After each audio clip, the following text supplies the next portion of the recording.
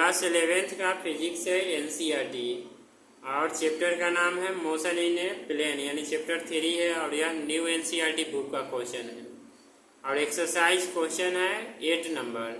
इसमें दिया हुआ 3 girls skating on a circular ice ground of radius 200 metre यानी 3 गर्ल्स है जो एक सर्कुलर आइस ग्राउंड पे क्या हो रहा है कि स्केट कर रही है और रेडियस दिया हुआ है 200 मीटर।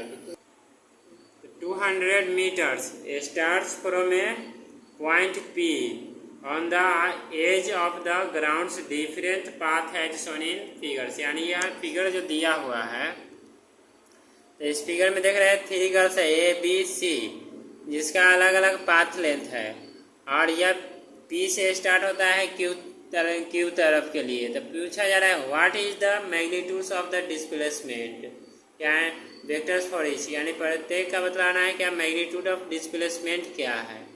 और फिर पूछा जा रहा है for which girls is this equals to the actual length of the path skates. और इसमें से एबीसी में से ऐसे कौन से मतलब गर्ल्स है जिसका डिस्प्लेसमेंट जो है वह इक्वल है पाथ लेंथ के।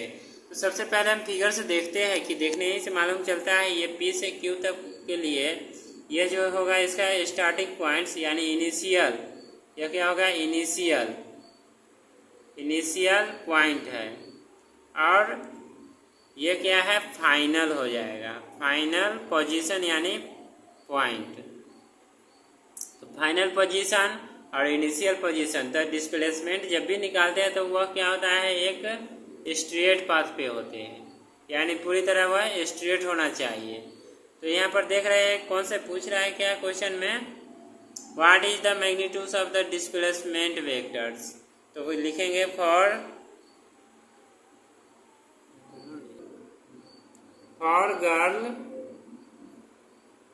गर्ल बी यानी गर्ल बी जो है फिगर में दी हुई उसके लिए मैग्नीट्यूड से बतलाना है तो क्या हो जाएगा पी क्यू हो जाएगा। इसका डिस्प्लेसमेंट क्या हो जाएगा डिस्प्लेसमेंट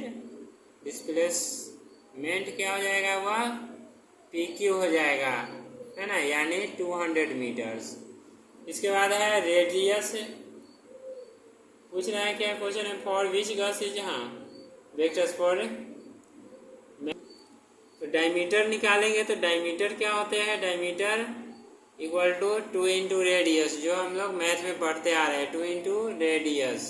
तो लिख देंगे 2 इंटू 200 यानी यह इसका क्या हो गया 400 मीटर हो गया।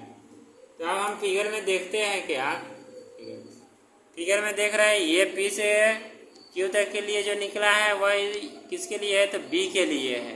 और यहाँ पर पूछ रहा है क्वेश्चन में for which girls is this equals to the actual length of the path. तो लिखेंगे गर्ल्स बी लिख देंगे यहाँ पर और गर्ल्स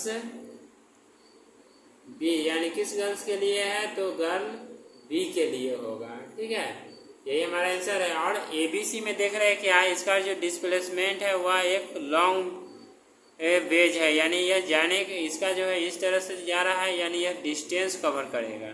यह भी इस तरह से जा रहा है यानी यह भी क्या है कि लॉन्ग है यह स्ट्रेट पाथ पे नहीं है तो ए और सी तो होगा नहीं ओनली फॉर बी होगा ठीक है। बी गर्ल्स जो है वह एक स्ट्रेट पाथ पे है एक्चुअल लेंथ है डिस्प्लेसमेंट 400 मीटर। तो क्वेश्चन नंबर 8 इस तरह से सॉल्व हुआ।